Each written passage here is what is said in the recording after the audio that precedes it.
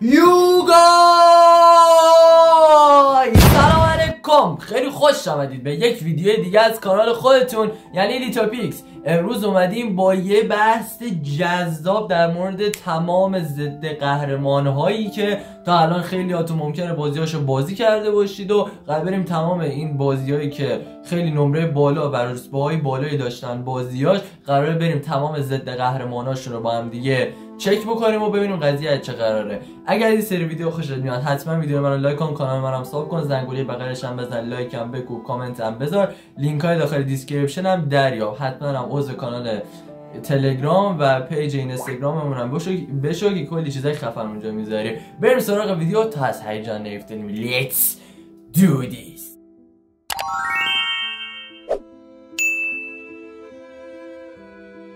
تا حالا شده وسط بازی برگردی مثلا داری بازی میکنی، مثلا برگردی به خودت بگی آقا من دارم با خودم چیکار میکنم، من دارم بازی میبرم، لذت میبرم از این بازی یا نه فقط دارم از خشونتش لذت میبرم؟ قراره توی ادامه مسیر ما اینو بفهمیم. حالا ما قراره در مورد کی صحبت کنیم؟ ضد قهرمانا، اونایی که نه کاملا بدن نه کاملا خوبن. از اونایی یعنی تو آقا مثلا آخر بازی میشینی مثلا میگی چیه این الان خوبه این بده این مثلا من باید چیکار کنم؟ نه کاملا خوبن نه کاملا بدن. یه شخصیتی هن که محبوبن خیلی، ولی شخصیتشون چجوری بهتون بگم، محبوبه ولی هنوز معلوم نشده که خوبن یا بد ماجرا هستن، ولی برای ما محبوبن. بریم سراغ اولیش. اول از همه میریم سراغ الکس مرسر از بازی پروتوتایپ، یه دانشمندی که بعد از مرگ به یه موجود فرابشری تبدیل میشه، میتونه تغییر شکل بده، دشمنا رو قورت بده و حتی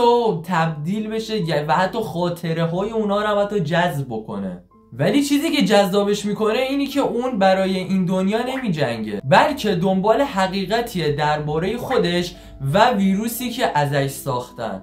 ولی اون یه قهرمان نیست، یه قربانیه که خودش تبدیل به هیولا شده. خب به به به به به به به به به به قرار بریم سراغ کی؟ دومین نفر این لیست، داداشم ترور.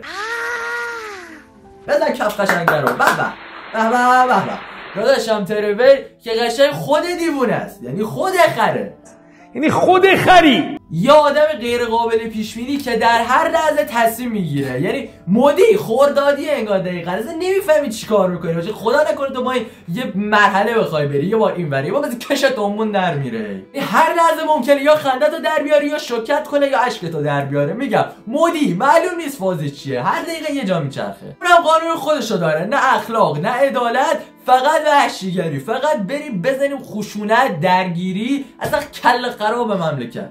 ولی در عین حال کنار دوستاشه و خب خیلی خاطرهای خوبی از ترور حتی داخل بازی از خیلی به رفیقاش وفاداره و گاهی هم حتی داخل بازی گوشه‌ای از انسانیت هم نشون میده، حتی در واقعیت هم، حالا ما میگیم خارج از بازی هم حتی تو واقعیت هم خود شخصیتش خیلی شخصیت خوب دوست داشتنی و خیلی هم کمک میکنه به همه کسایی که میدونن نیازمندن و از نظر من خیلی کاراکتر خیلی خوب و خفنیه، چه حالا توی بازی چه حالا بیرون که اینم جزء ولی ضد قهرمان ها به حساب میاد. این سراغ سومی که اصلا جزء این لیست متاسفانه و خب این هم باز میتونه جزء سوال ها باشه، یعنی سوالی که نه، این همون میدونه که جوئل میلر نفر سوم این لیست ضد قهرمانان هست و حتما هم باید باشه. 100% جوئل میلر، همونجوری که خودتون هم میدونید توی لاست آف آس که خب اون اتفاق رخ داد که خب خیلی ها میگن آدم بدیه، خیلی ها میگن آدم خوبیه، خیلی ها میگن خوب کاری کرده، خیلی ها میگن بد کاری کرده و همین باعث میشه که توی این لیست حضور داشته باشه که آیا آدم خوبیه یا آیا آدم بدیه، که ما اینا نمیتونیم تصمیم بگیریم و اون دیگه برمیگره به نظر شخصی خودتون که آقا چه اتفاق از نظر خودتون جوئل آدم خوبیه یا آدم بدیه. مردی که برای به خاطر از دست دادن دختر توی لاست آف آس که اگه بازی کرده باشید، جوئل دخترش از دست میده و به خاطر همین الی رو به پدرخوندگی وای دیدم قدرت تکلمه به دخترخوندگی قبول میکنه و به خاطر همین اون دختر براش خیلی مهمه و برای محافظت از الی همه مرزهای اخلاق رو رد میکنه و حتی بعد مرگ دخترش کاملا روحش میشکنه و واقعا یک مرد شکسته میشه متاسفانه. و چیزی که باعث میشه جوئل میلر داخل این لیست باشه این که آخر بازی یه حرکتی زد که اونو میاره داخل این لیست. آخر بازی که کارش اشتباه باشه من خودم موافقم باش، ولی خب خیلی‌ها میگن کار اشتباهی کرده،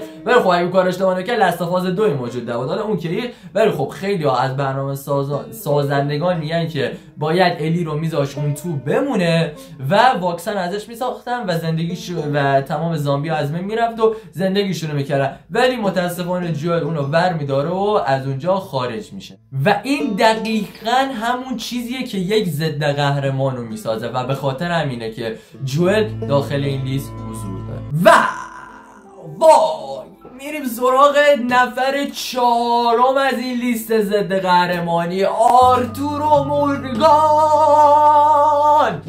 آرتورو مورگان، بابا اسم اینو نیارید، به احترامش بلند میشم. آی داشتم میرفتم به احترامش بلند میشم و دوباره یه بار سر لاست آف اس من به این حرکت دارم آمدم و یک بارم سر آرتورو مورگان. و بر این بازی باید سرخیزان به پایین و اون همچین پایانی و اشک تمام ملت رو با اون حرکتش در میاد و اسمشو یه تریلی نمیکشه، ولی متاسفانه جزوه برای اینکه برای هممون محبوبه. من اول ویدیو هم بهتون گفتم این لیستی که ما داریم برای هممون این کاراکترها مفید و دوست داشتنی و محبوب هستن برای ما، ولی متاسفانه یه سری تصمیماتشو داخل بازی اونا رو به این لیست میاره. حالا آرتورو مورگان برای ما بسیار بسیار بسیار محبوبه، ولی چه کاری باعث شده که اون داخل این لیست حضور داشته باشه؟ یه دزد، یه تبهکار، ولی یه آدمی که قلبش پر از پشیمونیه. توی مسیرش بین وفاداری و رفیقاش و انجام دادن کار درست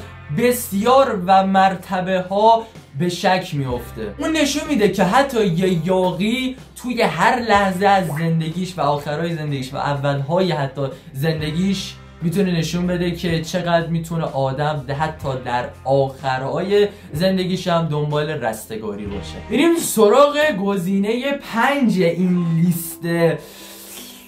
بابا اینا همه چون آدمای خوبیان. کریتوس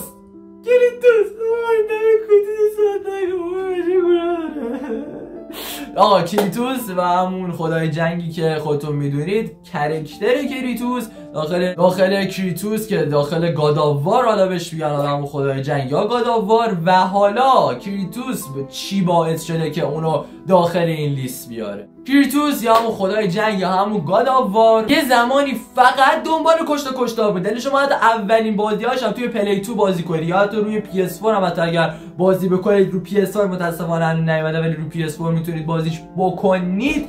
اولین بازیش همش دنبال کشتار، همش دنبال انتقام، همش دنبال جنگ و خونریزی. از اولش بازی اولش اگر شما انجام بدید به قرآن بدید اینقدر شمشیر رو اینجوری میکرد توش یا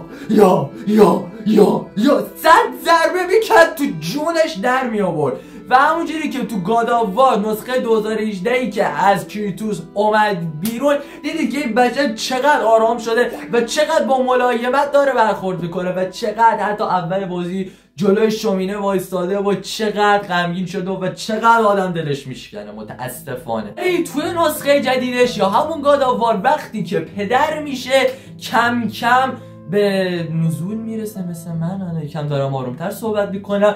هوار نکش برادر، ما اومدیم اینجا صحبت بکنیم، آروم باش. خب و کریتوس هم که همونجوری که دیدید وقتی پدر میشه کم کم، یعنی داخل گاد آف وار نسخه 2018 هم که خیلی الان تمومش کردن، اگر هم دوست داشته باشید میتونید الان برید بازیش بکنید. اگر تا الان بازی نکردید که فکر نمی‌کنم تا الان کسی دیگه مونده باشه که گاد آف وار رو بازی نکرده، همونجوری که میبینید وقتی که پدر میشه خشونتش خیلی به مراتب پایین‌تر میاد و اون خشونت قبلا و انتقامی که یعنی چشمهاش دیگه اون سوی و خوی وحشیگری رو نداره و دنبال انتقام نیست و دنبال رستگاری آخر ماجرا. تلاش میکنه توی نسخه جدیدش خشمشو کنترل کنه و به پسرش هم کنترل خشم رو آموزش بده. کریتوس یه مسیر ضد قهرمانیه تا پدر شدن و آروم شدن و این یعنی یه رشد واقعی در زندگی و یک بازی که انقدر قشنگ میتونه یک مسیری رو به ما نشون بده که حتی انتقام و اینها، انتقام و خونریزی هم حتی برای کریتوس، یکی از خدایان بازی، کلا خداهای دنیا، میگم خداهای کلا توی بابا چطور اینا بگم، کریتوس بابا همون خدایی که هممون میشناسیم، نه اون خدای بالا سری ها که استغفرالله، جزو خدایان و فرشتگان موجود هست در واقعیت زندگیمون رو آوردن داخل بازی. میگه حتی اونها هم که اینقدر دنبال جنگ و دعوا باشن آخرش به همچین ذلت که نه، به همچین پشیمونی خاصی میرسن متاسفانه. سراغ شماره 6 از این لیست. خدایا بس دیگه، خدایا بس دیگه، ما خسته شدیم دیگه. خب از این لیست هیتمن داداش، مأمور جندلاتمون هیتمن داداشم که با پوست موز در خود موز، یکیشو میگه تو حلقه این در می آورد مینداز زیر پای اون، پوستشو در می آورد میکرد تو معده اون، از اون در می آورد میکرد تو چونه این. یعنی با یه موز 4-5 نفر رو قشنگ مینداخت داداشم. قاتلی بی احساس، دقیق ولی حرفه‌ای که هیچ وقت احساسات نداره، ولی داخل بازی به ما نشون میده که یک سری نظم‌های اخلاقی توی خودش داره. اون به ما نشون میده که حتی یک قاتل حرفه‌ای هم میتونه توی دل خوده با اصول زندگیشو بکنه. این سراغ جنبندی و نظر شخصی.